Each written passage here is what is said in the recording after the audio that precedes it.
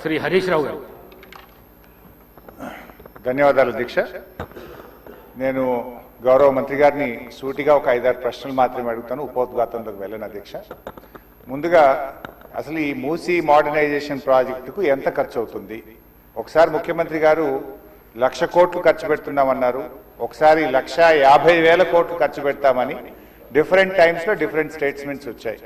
అసలు ఈ మూసీ ప్రాజెక్టు సుందరీకరణ మీద రాష్ట్ర ప్రభుత్వం ఎంత ఖర్చు పెట్టాలనుకుంటుంది? ఎందుకంటే ఒకవైపు పిల్లల స్కాలర్షిప్లు ఇవ్వమంటే డబ్బులు లేవు, కోసుక తింటారా అంటున్నారు, లేదా రిటైర్డ్ ఎంప్లాయీస్కు డబ్బులు ఇవ్వండి అంటే డబ్బులు లేవంటున్నారు. మూసీ సుందరీకరణ మీద 1,00,000 కోట్ల 1,50,000 కోట్ల ఎంత ఖర్చు పెడతామనుకుంటుంది ప్రభుత్వం? సూటిగా సమాధానం చెప్పండి. 2, ఇప్పటి వరకు మూసీ సుందరీకరణలో ఎన్ని నివాసాలు కూల్చివేశారు?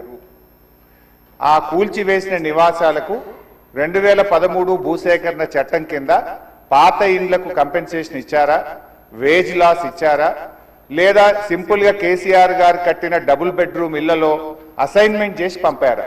2013 భూసేకరణ చట్టం ప్రకారంగా 14.5 లక్షల రూపాయల డబ్బు ఇవ్వాలి వాళ్ళకు, పాత ఇంటికి R&Bతో ఎస్టిమేట్ చేసి డబ్బులు ఇవ్వాలి, అదేవిధంగా సెలబుల్ రైట్స్ తో కూడినటువంటి 200 గజాల స్థలంలో కట్టిన ఇల్లు ఇవ్వాలి. ఆ రకంగా ఇచ్చారా, ఇవ్వలేదా, ఇస్తే ఎప్పట్లోకి ఇస్తారు, ఎన్ని నివాసాలు కూల్చారు?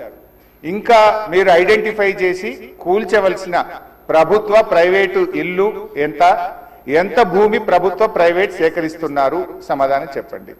నంబర్ 3, గౌరవనీయులు మంత్రి గారు మాట్లాడుతూ ఆన్సర్ సిలో ఏమన్నారంటే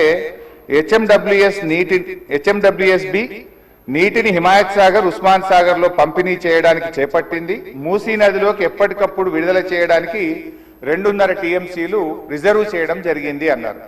అంటే స్వచ్ఛమైన గోదావరి జలాలను మూసీలో వదులుతామన్నారు, సంతోషం. మరి ఈ 2.5 టీఎంసీల గోదావరి జలాలు ఎక్కడి నుంచి తెస్తున్నారు? గత ప్రభుత్వం కాళేశ్వరంలో భాగంగా నిర్మించిన మల్లన్న సాగర్ నుంచి నీళ్లు మూసీకి తెస్తున్నారా, ఇంకెక్కడి నుంచైనా గాల్లో నుంచి తెస్తున్నారా?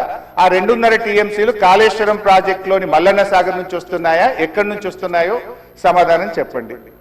తర్వాత అధ్యక్ష, ఈ మూసీ మీ నియోజకవర్గంలోని వికారాబాద్ నుంచి ఆ అనంతగిరి కొండల నుంచి స్టార్ట్ అవుతుంది. గత ప్రభుత్వం మూసీలోకి మురికి నీరు రాకుండా ఉండాలని దాదాపు 32 ఎస్టీపీలు కట్టాం. అందులో ఒకటి మన వికారాబాద్ దగ్గర కూడా ఒక ఎస్టీపీ కట్టాం. ఇవాళ ఆ ఎస్టీపీని మెయింటైన్ చేయక మోటార్లు బీకేసిండ్రు, గడ్డి పెరిగింది. ఆ ఎస్టీపీ ఫంక్షనల్ చేయక వికారాబాద్ మున్సిపాలిటీ మురికి నీరంతా ఈ రోజు మనం తాగుతున్న గండిపేట హిమాయత్ సాగర్ లోకి వస్తున్న విషయం ప్రభుత్వం దృష్టికి వచ్చిందా? ఆ ఎస్టీపీని ఎందుకు మెయింటైన్ చేయడం లేదు అని నేను అడుగుతా ఉన్నా. గత ప్రభుత్వ హయాంలో మేము మూసీలోకి మురికి నీరు రాకుండా ఉండాలని 32 ఎస్టీపీలు కట్టాం. మరొక 39 ఎస్టీపీలు కట్టడానికి కేంద్ర ప్రభుత్వానికి అమృత్ పథకం కింద మేము ప్రతిపాదనలు పంపాం. అవి మంజూరు వచ్చాయా, ప్రారంభించారా, ఏ దశలో ఉన్నాయో సమాధానం చెప్పండి.